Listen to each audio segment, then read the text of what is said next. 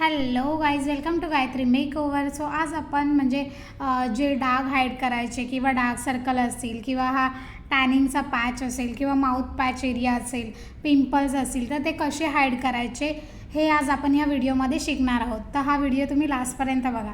Comment करून नक्की सांगा हा व्हिडिओ तुम्हाला कसा वाटला आणि ह्याच्या पुढे कोणता व्हिडिओ बनवू जो तुम्हाला हेल्पफुल असेल मेकअपमध्ये.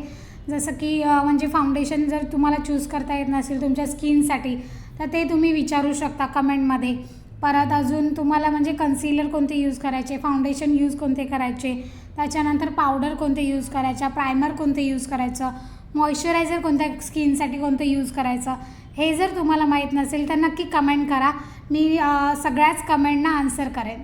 सो वाट कसली बघताय, कमेंट करा. आणि तो हे आहे माझं शॉपरेलचा पॅलेट ज्याच्यामधून मी करेक्टर आणि कन्सिलिंग. आता ह्यामध्ये तुम्हाला खूप सारे कन्सिलर्स आणि करेक्टर दिसत असतील. तर ऑरेंज आणि ग्रीन शेड जे आहे, पर्पल शेड जे आहे ते तुमचे करेक्टर झाले. आणि तुमच्या जे स्किन कलरचे असतात ते तुमच्या जे स्किन शेडप्रमाणे असतात त्यांना कन्सिलर बोलतात. हा असा डाग जर तुमच्या स्किनवर असेल तर त्याला करेक्शन कशाने करायचं आहे, ऑरेंज शेडने. जेणेकरून म्हणजे तुमचा जो ऑरेंज शेड आहे, आता मी तुम्हाला करेक्टिंग करून दाखवते बघा. ह्याच्यावरती ऑरेंज शेड लावायचा आहे आणि तुमच्या स्किन टोन अकॉर्डिंग तुम्हाला हे लावायचं आहे. आता हे ऑरेंज शेडने बघा किती चांगला हाईड झालेला आहे. ऑरेंज शेड लावला इथे तो. आपले जे म्हणजे डाग असतात किंवा काही प्रॉब्लेम्स असतात चेहऱ्यावरती, त्याच्यावरती आपल्या जे वेन्स आहेत, आपल्या हाताच्या नसा, त्याच्यानुसार कलर येतात.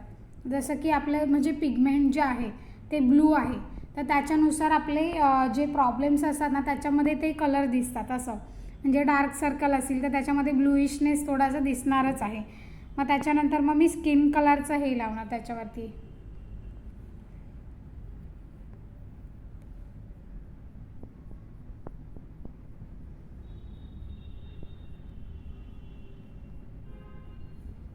हां, आणि मग नंतर मग ह्याच्यावरती फाउंडेशन येतं. आता हा डाग बघा किती लपला गेला आहे. तुम्ही जर म्हणजे योग्य पद्धतीने करेक्टिंग कन्सिलिंग केलात तर तुमचा मेकअप जो आहे तो ग्रे पडणार नाही आहे. असं म्हणजे याप्रमाणे हे झालं पाहिजे.